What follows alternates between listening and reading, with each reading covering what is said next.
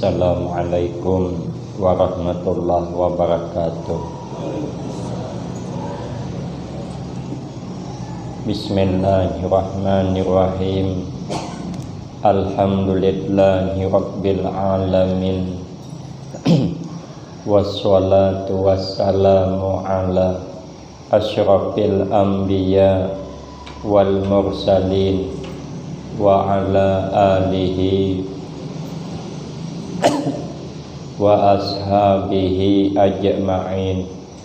La hawla wa la quwwata illa billahil aliyyil azim.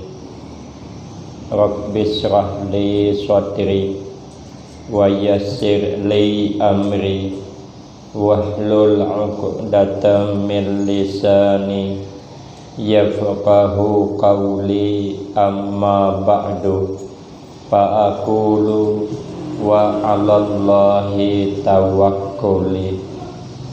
Ma'asyiral hadirin, jamaah pengajian yang mulia, berkata oleh sahabat Umar radhiyallahu anhu, an-ni'amu sittatu asya'a.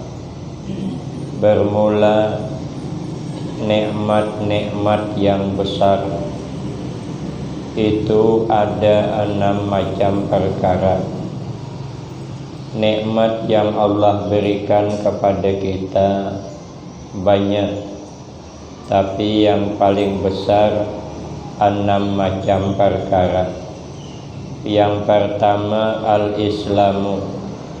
Nikmat kita dijadikan Allah orang Islam. Maka itu kita bersyukur menjadi orang Islam, dan kita harus menyempurnakan aturan Islam. Kata Nabi, Abdalul mu'minina islaman man salimal muslimuna min lisanihi wa yadihi. Sepaling abdal orang mukmin Islamnya apabila orang lain selamat dari jahat cakapnya dan dari jahat perbuatannya, jahat tindakannya. Maka kalau orang bisa selamat daripada salah cakapnya kita, orang bisa selamat dari tidak baiknya perbuatan kita, maka itu kata Nabi orang mukmin yang sempurna Islamnya. Maka itu kata Nabi,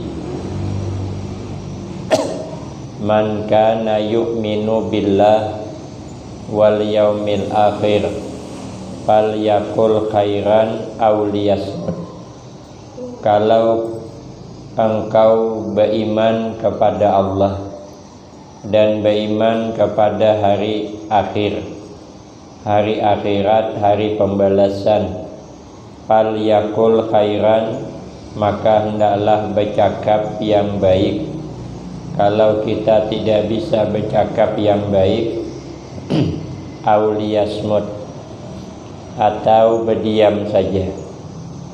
Maka kalau kita tidak bisa memuji orang, usahakan jangan mencela jadilah, agar Islam kita sempurna. Karena nikmat Islam itu adalah nikmat yang besar, maka kita jaga aturan Islam. Satu. Yang kedua, nikmat yang besar, wal Qur'anu. Kita diberi Allah Al-Quran, hudal linnas, sebagai petunjuk kepada kita manusia. Kata Nabi, taraktu fikum amraini lan tadillu ma tamassaktum bihima, kitaballah wa sunnat, kitaballah wa sunnata Rasulullah sallallahu alaihi wasallam.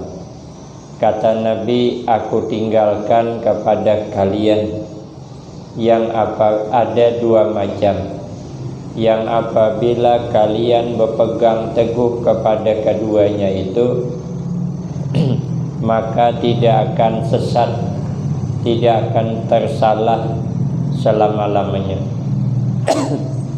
Apa yang dua itu? Pertama Al-Quranul Karim, yang kedua sunnah Rasulullah sallallahu alaihi wasallam, hadis-hadis Nabi.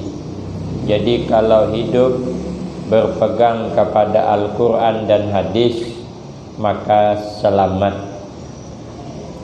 Itu Al-Quran nikmat yang terbesar.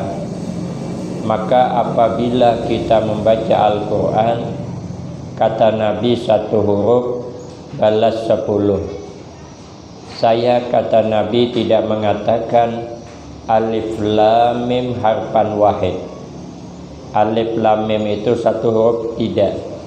Tapi kalau alif lam mim itu 3 huruf. Maka apabila membaca alif lam mim maka dapat pahala 30 lipat kali ganda. Bayangkan kalau kita setiap saat sembahyang membaca Fatihah berapa ayat, membaca surah panjang pula imam, dibawanya 1 juz lagi. Luar biasa. Tapi malam besok kawan pindah masjid. Kalau sejus sama yang maghrib mikir kawan, ya aku pun mikir juga. Kalau sejus kapan selesainya? Tapi pahala besar, luar biasa. Itu nikmat yang terbesar beragama Islam, pegangannya Al-Quranul Karim. Yang kedua, wa Muhammadun Rasulullah. Nabi kita, Nabi Muhammad itu adalah utusan Allah. Nabi itu Sayyidul Mursalin, pimpinan para utusan. Wa akramul lahik wa akramus sabiqin wal lahikin. Nabi itu paling mulia orang-orang yang terdahulu dan orang-orang yang menyusul setelah Nabi. Nabi paling mulia. Inna akramakum indallahi atqakum. Orang yang paling mulia di sisi Allah, orang yang paling banyak takut dan takwanya kepada Allah. Siapa yang akram? Adalah Nabi sallallahu alaihi wasallam, akramus sabiqin wal lahikin. Sejak dulu sampai hari kiamat yang menyusul setelah Nabi, Nabi paling mulia. Maka nikmat besar kita menjadi umat Nabi. Di zaman Nabi Isa alaihi salam, Nabi Isa laisa baitun wa malun wa zaujatun. Nabi Isa itu tidak punya rumah. Nabi Isa tidak punya istri. Nabi Isa tidak punya harta. Nabi Isa itu katanya ada punya harta gelas 1. Beliau punya gelas 1 untuk wadah minum. Ada orang minta sedekah, tidak punya gelas, dikasih oleh Nabi Isa.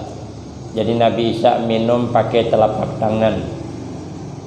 Maka dalam kitab ini disebutkan Nabi Isa itu abkaru mampil ardi, orang yang paling fakir di muka bumi.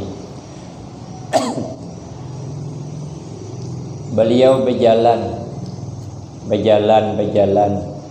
melihat ada cahaya memancar menembus gunung. Nabi Isa kagum, apa ini cahaya? Lalu dicari tahu oleh Nabi Isa, siapa yang punya cahaya? Mesti ada di dalam gunung itu. Pergilah ke dalam gunung, tidak ada apa-apa. kecuali ada kebun kecil, tanam-tanaman, tidak banyak. Ada gubuk kecil, di dalam itu ada orang tua. Pikir Nabi Isa, siapa yang punya cahaya? Ternyata orang tua itu cahaya menembus gunung. Lalu ditanya oleh Nabi Isa, berapa umur sempian? Sekitar 400 tahun. Apa yang sempian inginkan? Saya mendengar ada Nabi akhir zaman yang paling mulia, maka saya memohon kepada Allah agar saya dipanjangkan umur. Jangan mati kecuali sempat menjadi umatnya Nabi Muhammad sallallahu alaihi wasallam. Maka dalam satu riwayat Nabi Musa pernah menginginkan umat Nabi. Dalam satu riwayat Nabi Musanya yang ingin menjadi umat Nabi, padahal Nabi Musa punya keistimewaan luar biasa, tapi dibanding Nabi jauh. Maka itu kita bersyukur sangat menjadi umatnya Nabi kita Muhammad sallallahu alaihi wasallam yang kita jadikan uswatun hasanah, contoh tauladan yang baik dalam kehidupan. Maka itu sugianya kita selalu membaca tiap-tiap hari, raditu billahi rabba wa bil islami dina wa bi muhammadin nabiyya wa rasula wa bil qur'ani hukman wa imaman. Kalau di wirdul latif, al wirdul latif, kami di al-baqiyatus sholihah santri disuruh baca setelah habis sholat subuh dengan sholat asar. Itu ada situ, raditu billahi rabba wa bil islami dina wa bi muhammadin nabiyya wa rasula.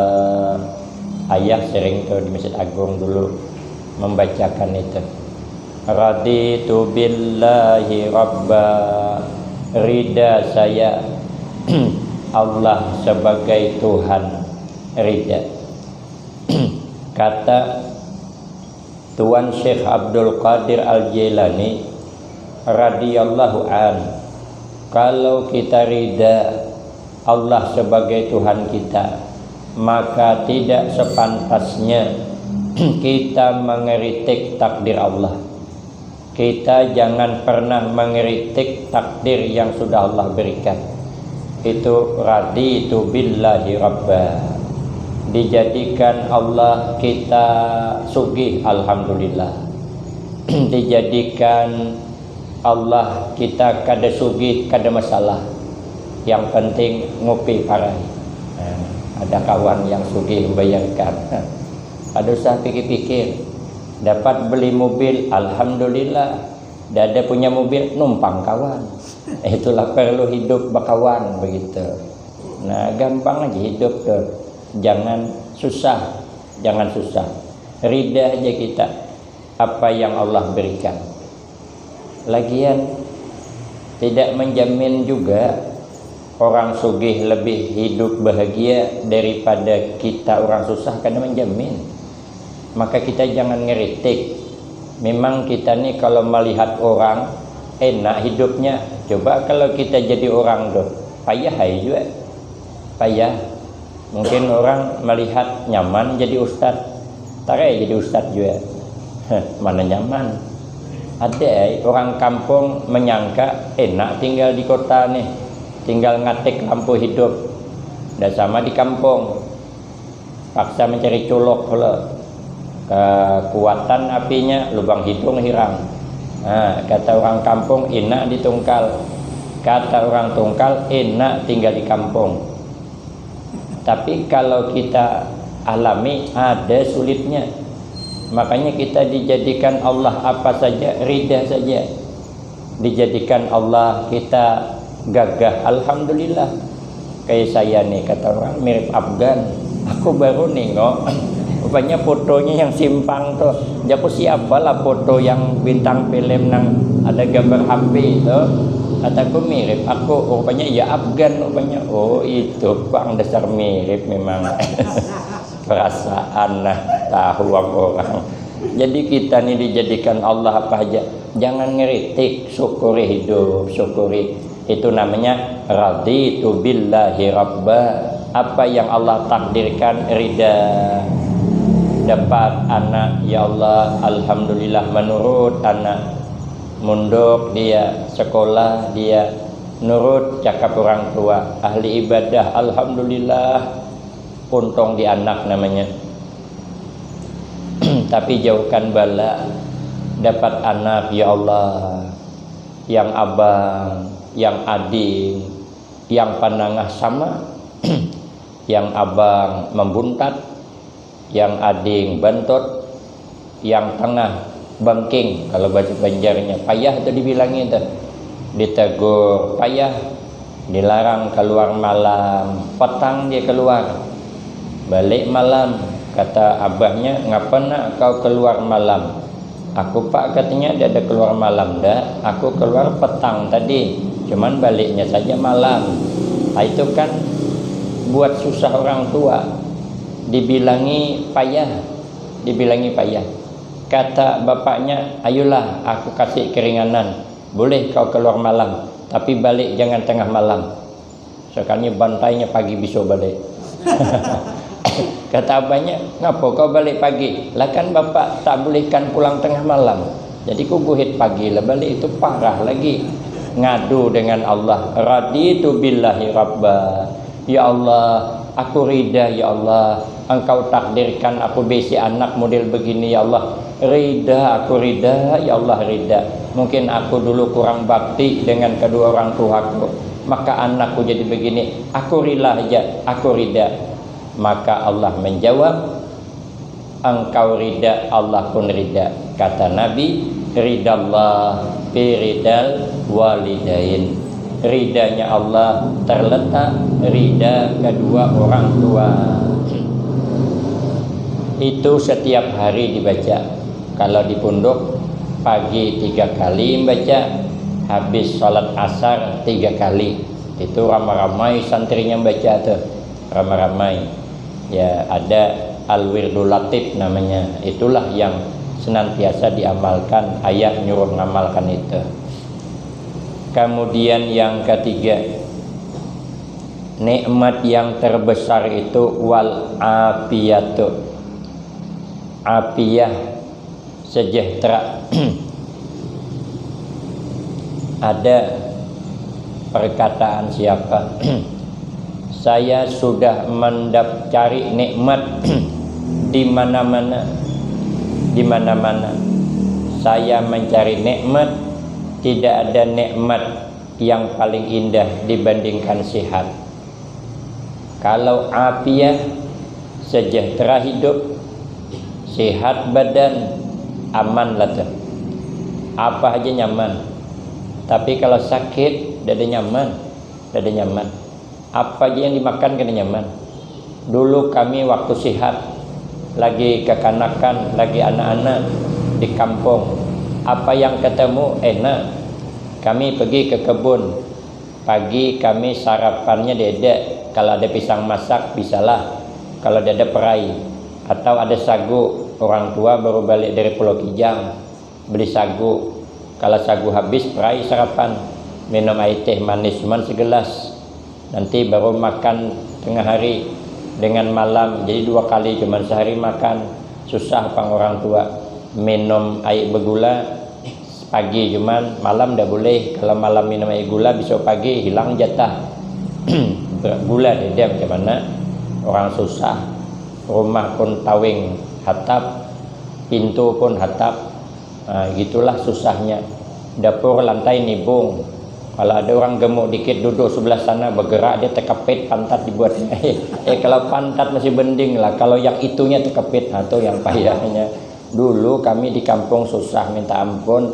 Jadi kalau pergi ke kebun, apa saja nyaman. Ketemu pelam, pelam itu masih belahan. Pagi-pagi banyak tuh guguran di bawah pohon tuh. Kami bawa garam, baru pakai cabai rawit, Kadang dah ada sempat pisau kada kebagian begigit makan meletup nih, sebelah-belah meletup karena gatah kulit pelam tu. Itu pelam tu dicacap ke garam nang bercabai tadi, dimakan, ya Allah nikmatnya. Kerakup asam makan humbut, nyamannya bukan main. Dah ada masam dah. Kenapa? Sihat, perut kada sakit. Coba sekarang pepagian makan pelam mentah tu, kalau ada sangsara dibuatnya sesalah sikit berimpos di rumah sakit apa mah kambuh, mana bisa. Orang dulu sihat enak. Jadi yang paling nikmat itu sihat itulah sudah. Afiah, selamat sejahtera dari segala-galanya, yaitu namanya afiah. Afiah di sini katanya dipaul makarih, tertolaknya sesuatu yang kada diingini, apa saja yang tidak diingini tertolak, itu nikmat asal jangan istidrak.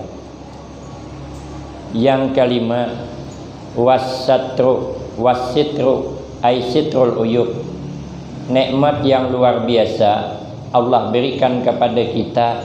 Allah tutupi aib kita. Kalau Allah tidak tutupi aib kita, tidak ada nikmat hidup nih.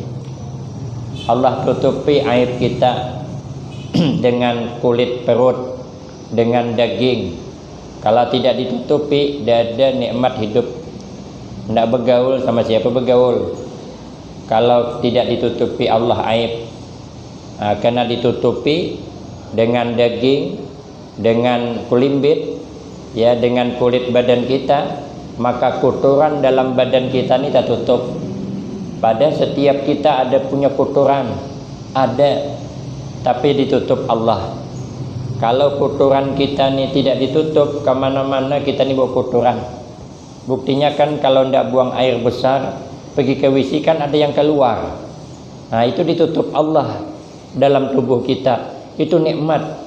Kalau itu kada ditutup dan tidak orang berdekat, walaupun cantik kayak Ayu Ting Ting, apalagi kayak Mak Lampir, makin orang kada mau. Yang cantiknya kita kada mau berdekat, apalagi nang kada cantik. Nah, kenapa kita nih enak berkawan, enak bergaul, enak berkumpul? Karena aib kotoran kita itu ditutup Allah. Kalau dibuka, tidak ada can. Kantong kamih kita tuh kalau dibuka, apalagi habis makan jengkol dengan patai, itu mabuk dibuatnya. Bukan enak baunya, tapi ditutup sehingga tidak keluar bau itu, tidak keluar. Kotoran besar tidak keluar. Air kencing tidak keluar, baunya tidak keluar. Itu nikmat luar biasa. Padahal kita ini asli kemana-mana bawa kotoran, apalagi karena hujan selismaan, hingus keluar, disemprotkannya mirip cindol nang apa namanya tuh, cindol sagu. Itu kalau tidak ditutup, mana mau orang. Kita kan kalau tidur taliur, nah itu kan liur kita itu kan keruh kayak didih nasi, tapi karena ditutup di dalam tubuh kita, maka nyaman kita tidur bersama kawan, tidak jijik kita. Tapi kalau tidak ditutup Allah, jijik kita. Itulah nikmat yang luar biasa. Kemudian lagi, di samping sitrul uyub, ya, kita ini aib kotoran ditutup Allah, aib hati kita ditutup juga. Kalau aib hati kita ini tidak ditutup, dada akor kita berkawan. Kita ini kadang-kadang hati kita ini ada buruk sangka dengan orang. Kadang-kadang hati kita menilai orang ini salah. Itu kalau dilihatkan aib batin kita itu, orang tidak mau berkawan sama kita, cuman ditutup. Kemudian yang ketiga, dosa kita ditutup Allah. Ini adalah nikmat luar biasa. Kemudian yang kelima, wal ghina anin nas, nikmat yang paling besar kalau kita bisa hati merasa kaya dengan orang lain tentang urusan dunia. Hati jangan bertambat dengan orang. Hati jangan bergantung dengan orang lain. Kalau nak bergantung, bergantung dengan Allah. Jangan bergantung dengan orang. Hati kalau nak bertambat, bertambatlah dengan Allah. Jangan bertambat dengan makhluk. Kalau nak bertukih, bertukihlah dengan Allah. Jangan bertukih dengan makhluk. Karena makhluk bisa bangkrut, Allah tidak bisa bangkrut. Andai kata dari sejak awal dunia Allah ciptakan sampai kiamat nanti, semua jin dan manusia dan hewan semuanya meminta kepada Allah Subhanahu wa taala. Semua dikasih Allah, tidak ada yang kurang pada kekayaan Allah kecuali jarum dicelup ke laut kemudian ditarik kembali, maka tidak ada kurang, air laut itu tidak kurang. Kenapa? Karena air yang diambil cuman seperti air yang basah pada jarum itu. Berapalah air yang melekat pada jarum. Begitulah nikmat yang Allah miliki untuk hambanya. Allah Maha Kaya. Bertukihlah kepada Allah. Allah Maha Pemberi, maka bertukih, mintalah kepada Allah. Nang kita tidak minta pun Allah beri, Allah beri. Karena Allah Maha Pemberi. Makanya kalau hendak dapat sesuatu, minta dengan Allah. Karena Allah memberi, buktinya sudah kita sebelum lahir sudah diberi Allah tangan dua, kaki dua, dan minta kita. Hidung lubangnya dua, dan minta. Tujuhnya ke bawah pula. Coba lah andai kata lubang hidung ke atas, kalau musim hujan repot juga kita. Dan minta kita. Allah Maha Pemberi. Jangan minta dengan orang, minta dengan Allah, karena Allah yang Maha Memberi. Kita lahir, daratan sudah dibentang Allah dengan tumbuh-tumbuhannya. Lautan sudah disiapkan Allah dengan ikan dan lain-lainnya. Itu rezeki untuk kita. Allah Maha Pemberi. Dulu kita waktu kecil, mungkin masing-masing di kampung saya seberang, Parit Selamat, sepi, sebelahan dengan kampung Agas. Itu padang nipah, padang kelelayu tuh. Anda ke Tungkal ni pun payah. Kalau dibolehkan mamak ke Tungkal, ya Allah senangnya berangkat subuh tuh. Nanti nak nyebrang berdayung perahu dari Kuala Parit Selamat itu, haluan perahu tuh ke Hotel Intan Sari. Dulu kan ada di pinggir laut Intan Sari yang kebakar tuh. Dulu ada rumah beton Intan Sari itulah. Jadi haluan Pumpung ke haluan Sampan ke Intan Sari.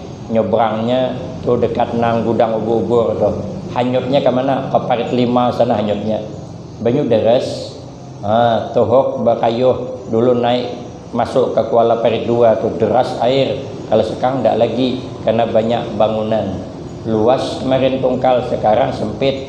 Jambah WIPC itu menaikkan tanah. Jadi tambah sempit laut Tungkal. Dulu susah tidak ke Tungkal. Saya melihat ada almanak. Bapak saya dapat hadiah dari Tokeh almanak. Saya melihat gambarnya bagus-bagus, gambar di Jakarta. Ada gambar Jalan Husni Tamrin Jakarta nang Jerambah layang tu nah.